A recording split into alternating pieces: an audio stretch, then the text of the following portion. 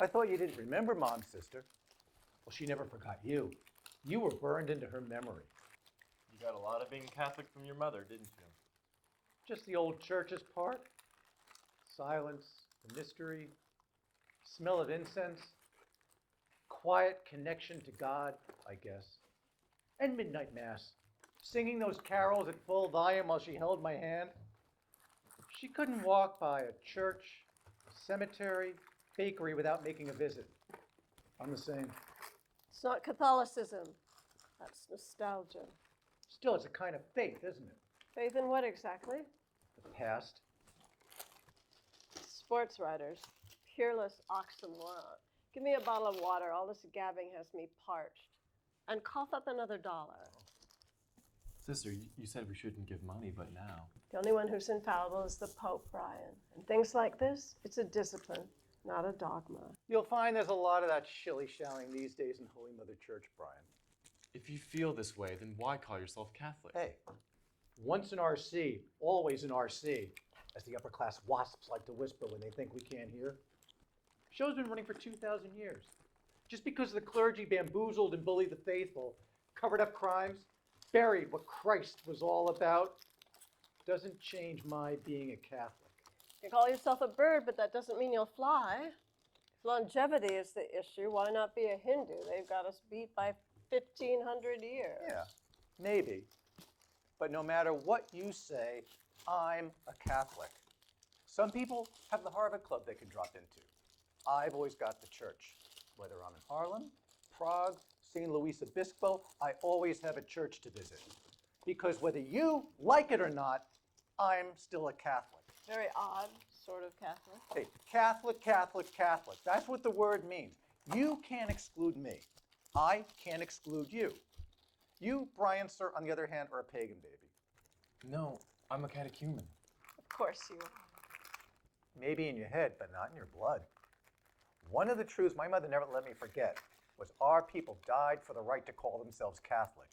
Yours didn't. So now you're preaching on the grave. Fine. What are your thoughts on the afterlife? Enlighten the class. Afterlife. Something, I guess, that goes on and on and on, like filling these baggies. But I remember your view, sister. You once told my mother she would go to hell. Without a doubt, no shot at redemption. I have no memory of that. No? Next stop, hell, Mrs. Mahoney. The infernal pit.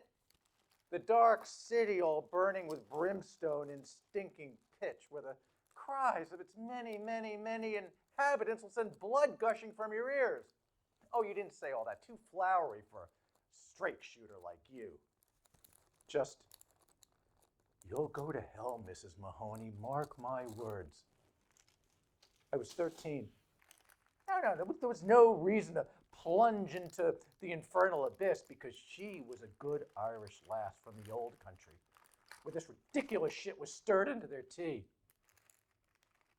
But you made hell a living passion for me because, try as I might, I couldn't get her to shake it. You made your mark. Give the devil her due. I thought hell was just a case of not being with God. Oh, they're keeping secrets from you, Brian, me boy. And for the record, I added the part about the blood gushing out of the ears. Poetic license. Is this some sort of practical joke, his being here, sister? Is this Hey, a I test? told you.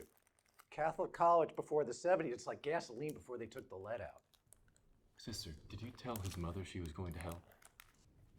I cannot remember. It is not impossible. Taking vows doesn't make one of the angels or Wonder Woman. Teaching drove me to despair. No, the one unforgivable sin. Nothing is unforgivable. And another sister introduced me to the dry martini. 1 is not enough, and 3 is too many. Your memory's pretty selective, isn't it, sister? I mean, you remember the day you went to the convent and the nun who quit the church to marry the Jewish shrink? But you don't remember my mother or me. You all want to be remembered, as if I could dredge up every smirking face on demand. You want the indelible image of the acne-plagued 13-year-old with a buck tooth sitting in the third row to pop out of my head so we can all have a joyous reunion? Well, I remember none of you, not even the ones I might have liked.